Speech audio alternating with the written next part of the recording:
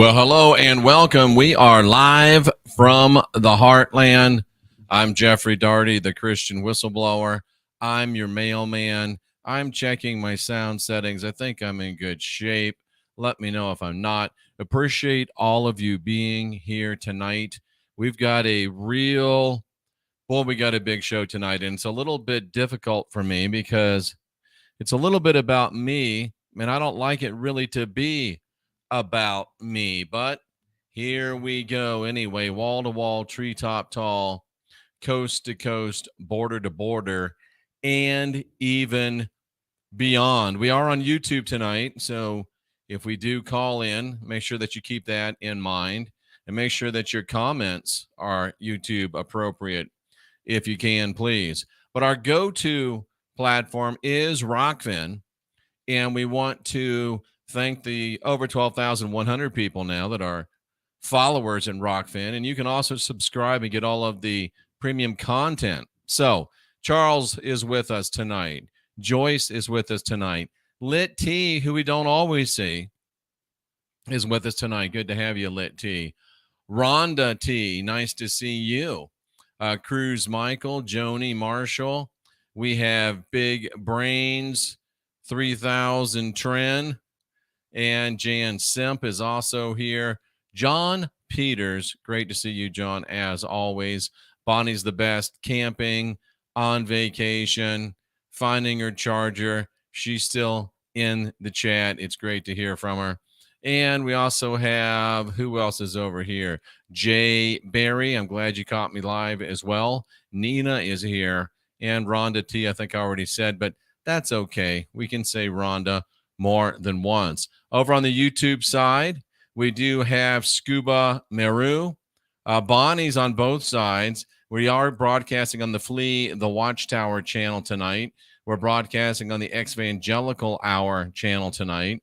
And we're broadcasting on Unindoctrinate with Jeffrey Daugherty. Christy is over here. Tammy's here. Colin's here. Steve Borg, SS. David Brown, whose little meme there is an avocado. That's very, very interesting. Goy Goddess is here. Emperor Rex is here. Linda Fisk is here. And Dana Young is here. Steve Borg, we've already said. Brian Roy. I always want to say Wah. Watched too much hockey, I guess, for too many years. And we got Jack Nelson and Sarah Breslin.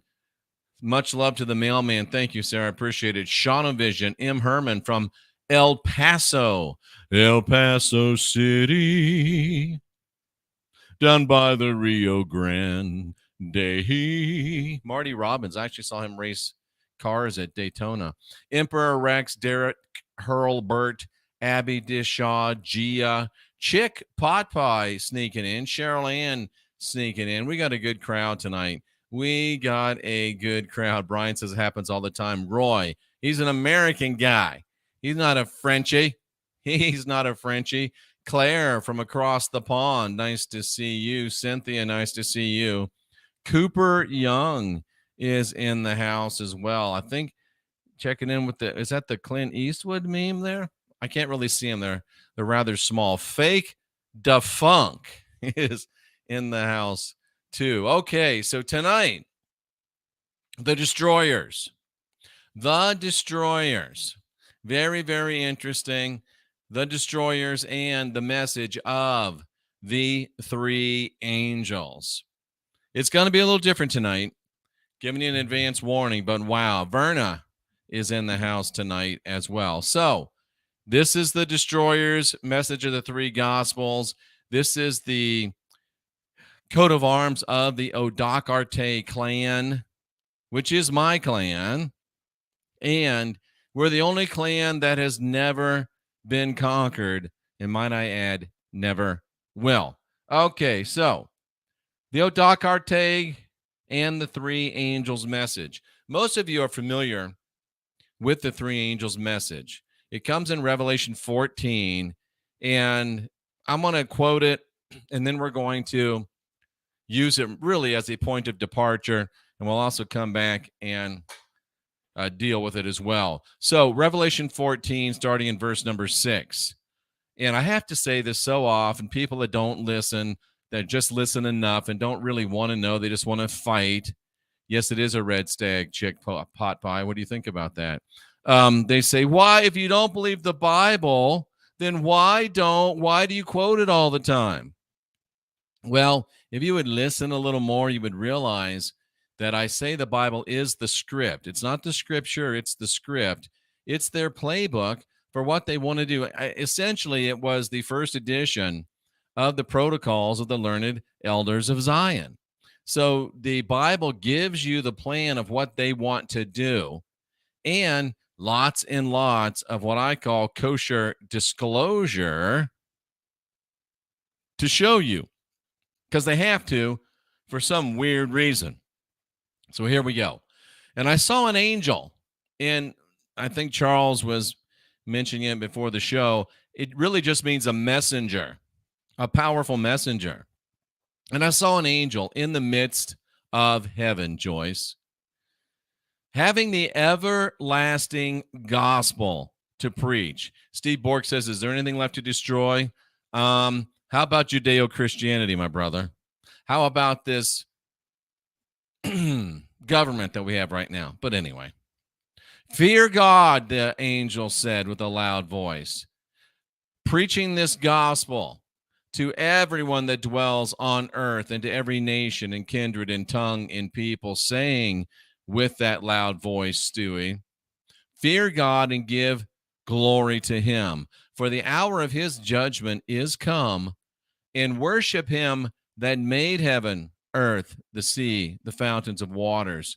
And then there followed another angel, a second angel, saying, Babylon is fallen, that great city, because she made all the nations drink of the wine of the wrath of her fornication. And then a third angel followed and said again with a loud voice, if any man worship the beast in his image and receive his mark in his forehead or in his hand, the same shall drink of the wine of the wrath of God, which is poured out without mixture in the cup of indignation, his indignation, which will loom large. Diane Brown is in Mississippi, and Mississippi's in the house. Ole Miss is here with us, and we're glad to have another member of the Confederacy as I speak to you from the Confederate state of Missouri. I'm not going to tell you where, because there's some crazy folks out there. But Odocartag, it is the derivation, or it's the original name from which we get Darty. But Odocartag and the three angels' message. How in the world could a Irish clan crest, an Irish clansman myself, have anything to do with the three angels' message? Well, Odocartag means the destroyers. The destroyers. And if you'll notice the drawn sword at the top of the crest, see, there's a drawn sword at the top of the crest. It's not bloody yet because it hasn't been used. And the hope is, and really the belief almost is, that it won't have to be used, because once they see our great army massing, they'll run because they're cowards. But that's another story. So the drawn sword, to me, is reminiscent of Revelation 19:15. And Revelation 19:15, of course, says, and out of his mouth goes a sharp sword, that with it he should smite the nations. Now, if you look at this sword almost comes out of the mouth of that armored helmet. Is that a coincidence? I don't know. We'll talk about all this as we go tonight. And the three angels' message, these three stars, 1, 2, 3. These three stars, Karen Steele, I Am Nancy, Vicky Fernell, Eric Daly, Patricia Gans, these three stars are the three angels of Revelation. And I'll prove it to you. I think. Juliana, nice to see you. She's in NorCal. This is the mystery, and I'll give you a little backup for why. How can those aren't angels? Those are stars. What's the matter with you, El Palumbo? Well, Revelation 1:20, and remember, we're reading out of Revelation 19. So you want to stay in context, because the text without context is a pretext. We're not only are we staying in context, we're staying in the very same book. That's pretty good context. I'm saying that the three angels are the three stars on this crest. And Revelation 1:20 says the mystery of the seven stars that you saw, 7 stars, 3 stars, the mystery of the stars you saw, the stars are the angels. Hold on, everybody. Stop what you're doing. Smoochy is in the house. Now we can have a show. And not only do we have one Goy goddess, we got a Goy goddess 2 as well tonight. Wow, Goy goddesses, more than one. It's an Elohim of Goy goddesses. The stars are the angels. The stars are the angels. And I'm going to go out on a limb and say it, and then I'm going to prove it, Smoochy out in Washington, the state of, that now it's a party. Exactly. Doc Artague brings the true message of the three angels. Gia in South Oregon. Doc Artague brings the true message of the three angels. I'll say it one more time. Doc Artague brings the true message of the three angels. And it's an everlasting gospel. And that word everlasting in the Greek means eternal. Not necessarily everlasting, but eternal. Gospel, we've shown that gospel was a word that was invented by the emperor cult of Rome. See, I just wish that I could get an honest Christian to come on and actually debate these things with me, because they're so powerful. Wouldn't you love to hear a Christian person, when I said to them, you know, Brother Fuddy Duddy, the word gospel didn't even exist until the Roman emperor cult invented it. And the word that you use for your message is a word invented by the Roman emperor cult, which means the good news of the victories of Caesar. Brother Fuddy Duddy, how do you respond to those facts? Wouldn't you pay good money to see that take place? But that really explains to us exactly why it'll never take place. Because how in the hell are you going to explain that? I don't know how I would have explained it when I was a Christian. I really don't. As I sit here and think about it, we overtook that word and now it has a sanctified meaning, and that's weaker than circus lemonade. But anyway, that's what I would love to see. We probably never will. But remember, the word gospel, as Rooney walks on the windowsill, the word gospel was invented by the emperor cult of Rome, and gospel literally means the good news of the victories of Caesar. So this message, this three angel message brought by Doc Artague, is a message directed at Rome. And it is a message directed at the sympathizers and loyalists to Rome. They have cast their lots with Rome, but at the time of this message, the Roman gospel is coming to an end, and the destroyers, having been genocided by the Roman Catholics and the Roman Protestants, we are coming back, Cindy. We are coming back. Pretty interesting so far, huh? Pretty interesting so far. And it is the forces of Judeo-Christianity that have brought the genocide, and now it's the forces of Judeo-Christianity which will receive this message from O Doc Arte, through the three angels, and the message is a message of the eternal divinity, not the temporal God of the Bible, not the temporal God of Rome, as it is about to be shown in maybe this year, cousins. It is about to be shown that Rome is temporary. Christianity is temporary. But we bring a message of eternal good news and the victory of the eternal gods, the eternal goddesses, and their loyalists.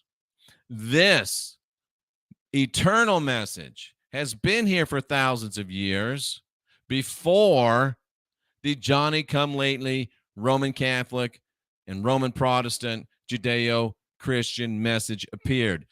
The Christians want you to think that they were the first ones that ever talked about this stuff. We pagans had the same, they stole our beliefs that we had for thousands and thousands of years before they ever showed up. And we're here to announce good news. The good news of their gospel has been found faulty, and that's good news. So we have some real good news to bring to you.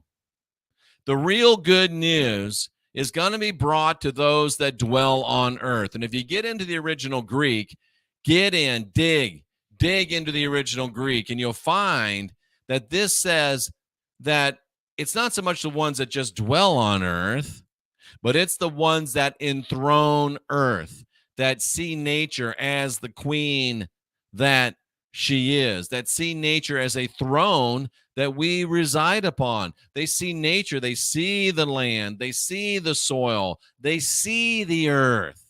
They love the earth. That's who are the people of the eternal God, those that see the eternal divinity in nature herself. In every nation, every kindred, and every tribe. And do you know that all three of those words mean, well, let me just show you what they mean.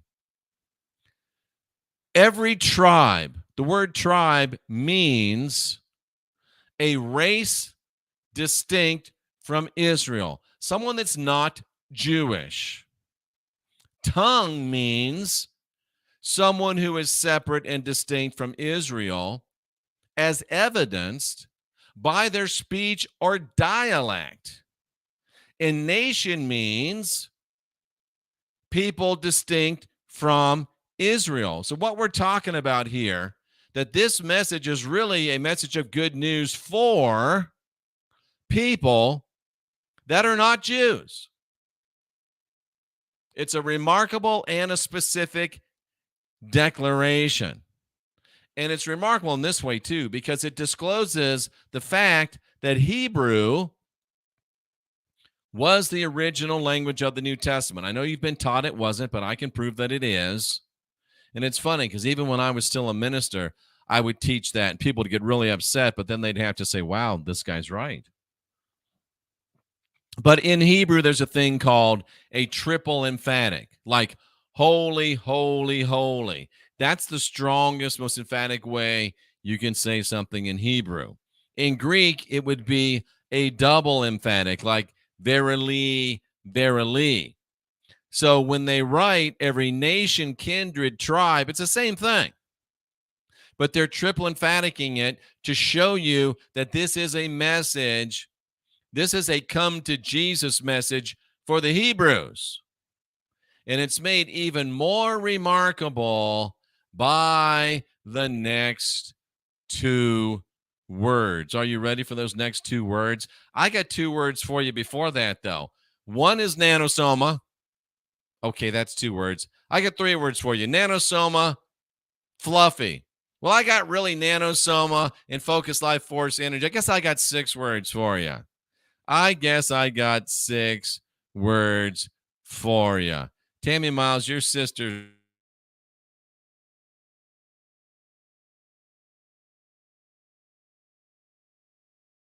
Won't.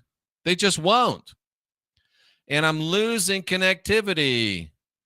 Our connectivity is way, way down. That's interesting. I wonder how many devices we got running in this house right now. But anyway, the next two words. Are you ready? Oh, nanosoma. You put it in your body, it drops everything out of your body that's not supposed to be there, which is super important. Chemtrails.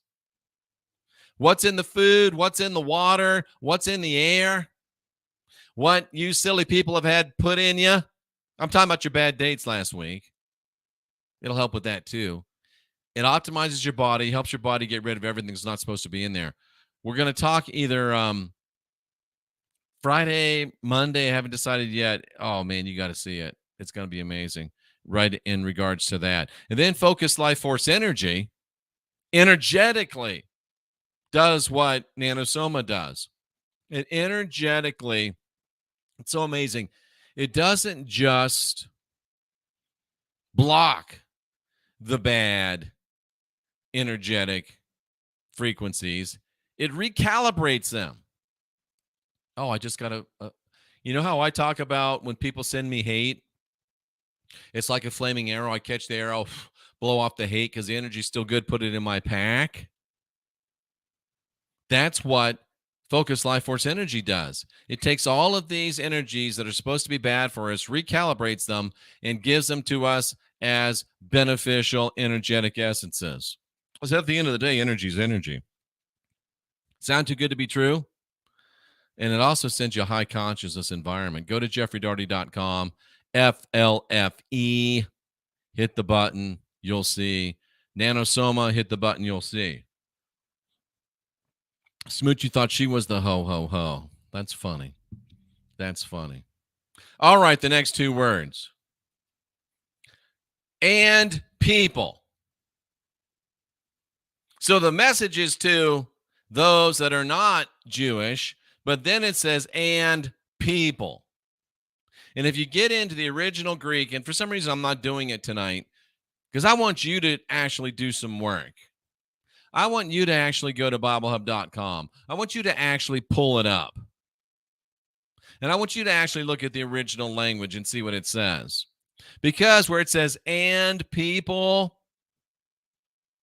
what it says in the original language is, and the people, as in God's chosen people who are the Jews. And what these people say, like, I forget whose sister it was, engrafted Christians. So it's a message. Karen Mobilia went to Bible Hub today. Good for you, girl. Phoenix Joshua Fox, good to see you here. Third Eye Jedi, good to see you here. So it's a message of joyous proclamation of victory to the nations, those of us that are not Jewish, and to the Jewish people. It is a verdict and a sentence to not only Jewish people, but really Judeo-Christianity. It's a joyous proclamation to us pagans, and it is a verdict and a sentence to Judeo-Christianity. That, my friends, is powerful. And the message says, fear God. Fear God. What's a BHR Christian? Fear God. Now, folks, is the time that the fear shifts from those that have been terrorized by the Bible to those of us that have been genocided and had our gods genocide. Now the time the fear shifts from us and the fear goes over to them. Because the drawn sword of a destroyer, as pictured on this crest, will certainly strike fear into the hearts of those Judeo-Christians that see it wielded by the hand of the gods and the people that they have genocided for the last 1,000 years. That's why there's no blood on the sword, Cynthia. I'm not talking about killing anybody. There's no blood on the sword. Why? Because as soon as they see us massed in formation to go out against them, they will panic, they will flee, they will run, and there likely won't even be a fight.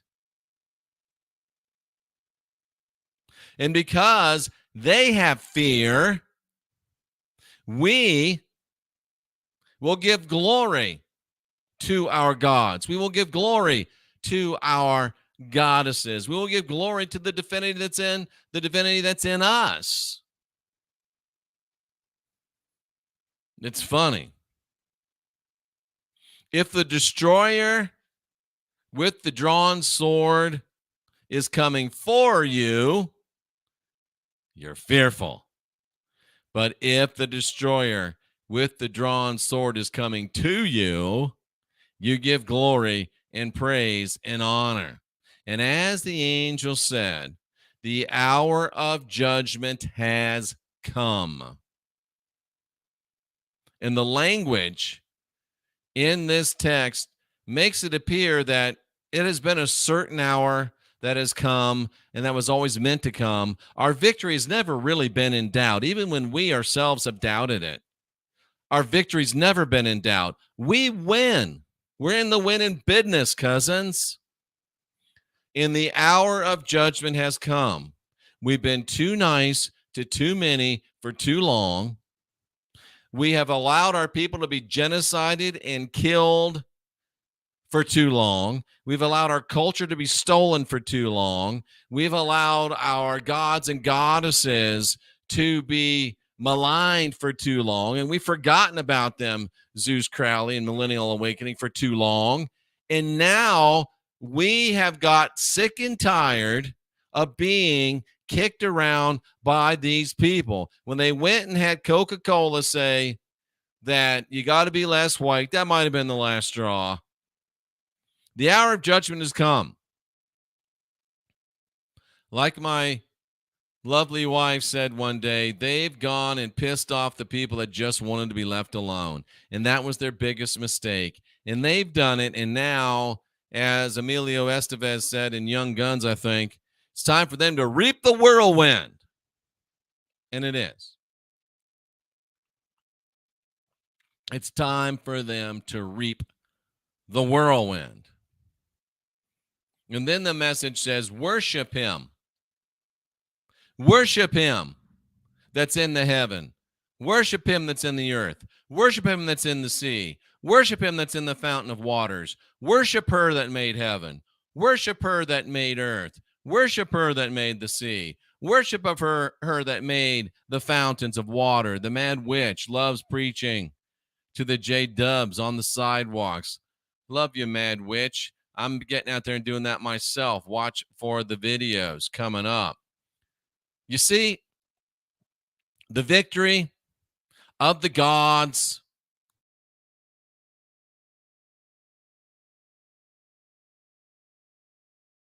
which is us. It's finally arrived. And it's time.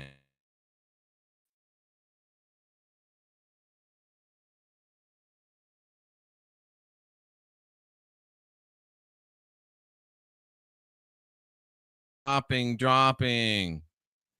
Let me send an emergency text message upstairs. Let's see. I don't know if Cynthia's listening or not. I got to send her a message.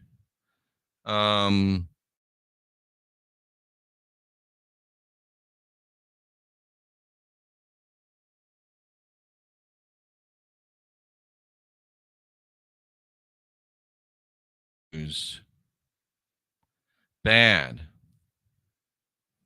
We need to turn off some of these.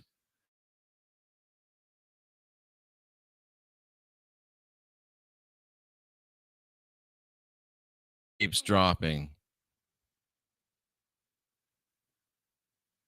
So then comes another angel, the second angel.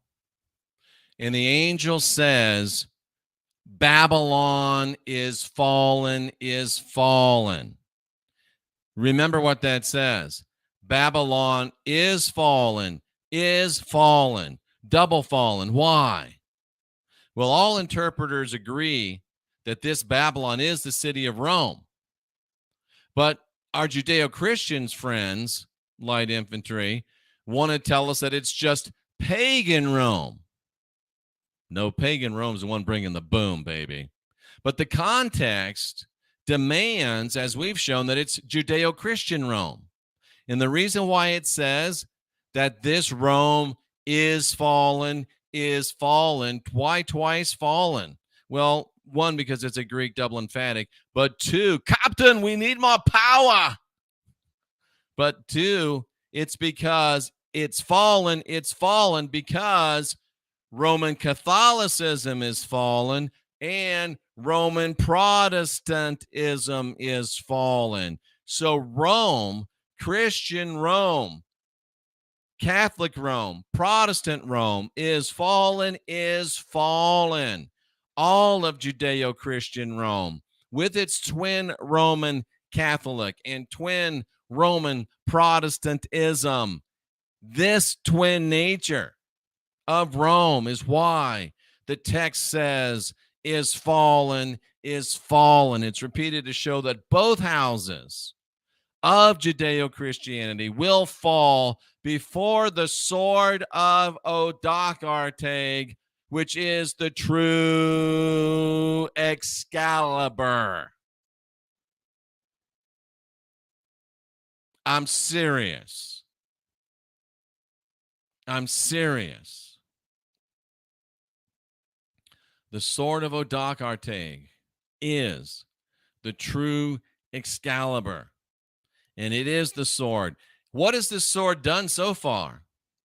Well, about 14 years ago, when I first started bringing this message, over 80% of the people in the United States in the Pew poll of that year self-identified as Christians. Even the Twin Towers fell. Ooh, good one, Steve Borg. Now, 14 years later, in the same Pew poll, less than 50% of people identify as Christians. I'd say that's getting it done. And I'm just getting started. And now I got some cousins working with me. Think of what we can do together. We showed last night, one can run 1,000, but two can run 10,000, and it only takes 5 to run the whole thing. 5%. What's the world population today? 10 billion. What's 5% of 10 billion? Somebody that math's good, tell me what 5% of 10 billion is as you get a chance. Am I freaking you out? The sword of Odoacertag is the original Excalibur. The sword of Odoacertag will destroy Christianity. That's all right. You don't have to believe it, but I know it, and it's true. Odoacertag and the true Excalibur. Excalibur, of course, is the legendary sword of King Arthur, who we now know, Just Steve, is Odin, associated with the rightful sovereignty of Britain, which we now know to be paganism. It was associated with the Arthurian legends very early on, so early that it's really the true source of the true legend. Odin, Excalibur, and the sword in the stone. That's the proof of Odin's lineage. And 500 million is all we need. 500 million out of all of those billions. That's not that much. But then again, can we get 500 million? Ooh, that's going to be some work, isn't it? That's going to be some work. But we can do it. We can do it. It's only 5%. And I think the American Revolution was won at like 2% of the population.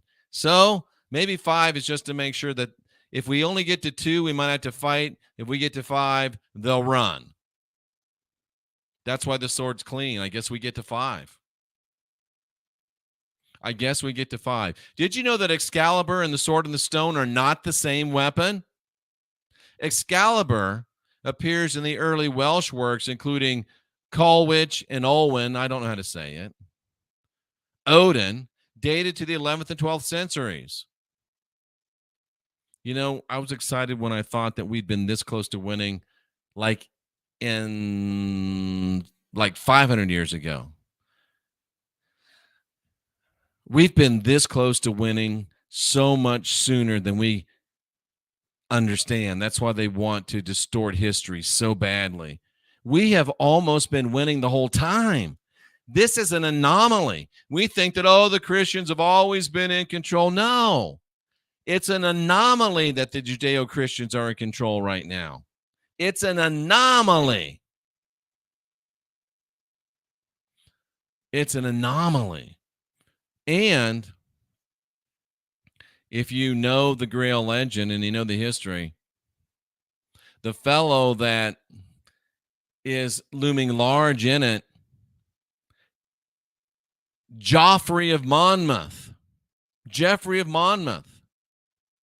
He was a British cleric from Monmouth, Wales.